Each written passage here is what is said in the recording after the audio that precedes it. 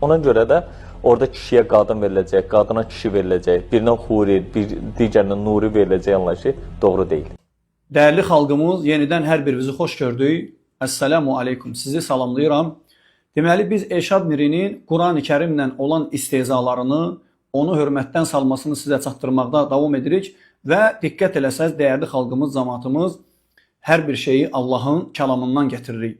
Peyğəmbər Muhammed sallallahu aleyhi ve sellemin sünnəsindən də getirə bilərik. Lakin bu azğın insan onları inkar etdiyi üçün, necə deyərlər, yalancını evinə qədər qovarlar deyib, elə Quran-ı Kərimdən bütün dəlillərimizi gətirəcəyik Allahın izni ilə. O deyir ki, cənnətdə belə bir anlayış yoxdur ki, birinə huri, birinə nuri veriləcək və bunu deyəndə gülür, istehza eləyir Allahın kəlamları ilə. Və qarşısında oturan jurnalist qadın da, mən bilirəm ki, o, ola bilsin dindən məlumatı yoxdur, işə, güzə, dünyaya başı çox qarışıb, belə şeyləri bilmir, ona görə də ona, necə deyərlər, cavab verə bilmir. Eyb etməz, Allah Teala onları doğru yola yönətsin. Biz bilirik ki, onlar bilmir, Elşad Miri onları azdırır. Yalan danışa-danışa aldatmağa çalışır. Baxın, dəyərli xalqımız, Allah Teala Quran-ı Kərimdə huri qadınlardan danışıb, bəli. Buyurur ki, Allah Teala Tur surəsində muttakiinə alə sururin məsfufə.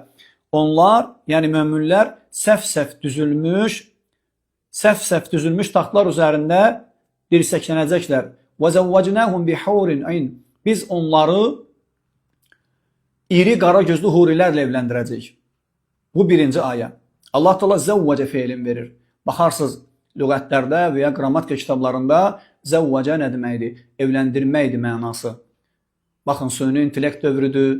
Hər yerdə yazıb mənasını tapa bilərsiniz. Görün, nə deməkdir? Sonra başqa bir ayədə Allah Teala buyurur ki, kəzəlikə və zəvvəcnəhum bihurin ayn. Bu ayə də, deməli, Duxan surəsi 54-cü ayə. Eləcə də biz onları iri qara gözlü hurilərlə evləndirəcəyik. Başqa bir ayədə Rəhmən surəsində Allah Teala buyurur ki, "Fəbiəyyi ələi rabbikumə tukəzzibən." Elə isə Rəbbimizin hansı nemətlərini yalan sayırsınız? Fihinnə xayratun hisən. Sonra Allah Teala buyurur ki, orada xoş xasiyyətli, gözəl qadınlar vardır. Bax, fihinnə xayratun hisanun. Ey cahil, ərəb dilindən heç bir məlumatı olmayan cahil insan, öz xalqını, öz millətini, onların dinlərindən məlumatı az olduğunu bilib, istifadə edərək onlara xəyanət edən, aldadan yalancı Elşad Miri. Bax, Allah Teala nə deyir? Fihinnə, o xeymələrdə nələr var? Xayratun, hisən, xoş, xasiyyətli qadınlar var. İnkar edirsən möminlərə Allah Teala cənnətdə qadınların verməsini.